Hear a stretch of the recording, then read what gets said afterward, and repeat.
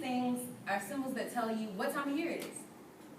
The red and pink for Valentine's Day, the green clover for St. Patrick's, all the way to the brown and orange cornucopia for Thanksgiving in the fall. But some symbols that you may also recognize, especially here in the Dallas-Fort Worth area, are the blue star for the Cowboys, the red and blue tee for the Texas Rangers, even the Mavericks for sports here on campus. As a sports anchor, I'm not only going to know these symbols, but I'm going to live by them every day. Being in the military, I was able to bridge the gap between military personnel and civilians so that they came to an understanding of everybody knowing what was going on around base. I plan to take these same implements and put them in the sports industry. Taking someone that's a sports fanatic to someone that's just now getting started in the world of sports. So today, we're going to talk to you about how being a sports anchor isn't just a person that sits behind a desk. How being a female in that industry is going to be a little difficult. A day in the life of a sports anchor, as well as some financial stability that I can plan to make throughout the year. Sitting behind the desk is one of the last things that a sports anchor does during the day. You may know that they read off a teleprompter, but what you don't know is that they probably wrote the script for that teleprompter about an hour before the show. Your creative writing skills definitely play a part in being a sports anchor.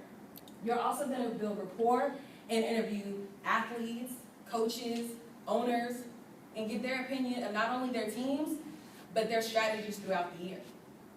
You're also going to be on blogs, talk shows, and radios, still talking sports, all different aspects. So what's it going to take to make this journey happen?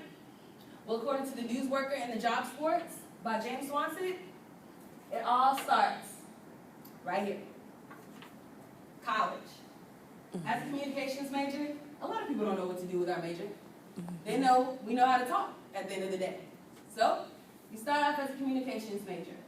But your biggest downfall is going to be your job hunt. Getting into the sports industry is one of the hardest things to do fresh out of college, which makes being a sports anchor a big accomplishment. Your first job may just be another internship. It may be you going around getting action shots on the field versus actually being in the mix. You'll spend your most time as a sports reporter. Now, the difference between a sports reporter and a sports anchor is that a sports reporter is out in the field. They're the ones that get that quarterback reaction the minute they win the Super Bowl or the minute they lose. A sports anchor is right there watching on the screen with viewers at home trying to make sense of all the chaos for you. Now, up until this point, all you've seen are males on my screen. Mm-hmm. That's because this industry is 76% male and 24% female, according to the Huffman. Female reporters can like sports too, which I do. A lot of females do. You may see females on sports shows like SportsCenter or Fox News, but they almost always have a male co-host in there with them. That's a stereotype that I personally plan to break. So, what's it going to take? A day in the life as a female, I'm going to have to learn how to balance my work life with my personal life. At the end of the day, I'm a mom. And they work long hours with playoff games and then still have early mornings of the highlights of that game. That's something I'm going to have to be able to balance. I'm a football fan. I like contact sports. I don't like all sports. But I plan to cover something like hockey the same way I would cover a Dallas Cowboys game. That's what the difference is in being a good sports anchor and a great sports anchor is. Something else, when it comes to being a female, is a lot of females will go and be professional, but still be captured as a piece of meat. Still be determined by their sexuality. There's also some sports anchors that don't mind making that a personality that they're willing to put on display. One of the worst things that you can do, according to the sports industry, is get pregnant. We're females.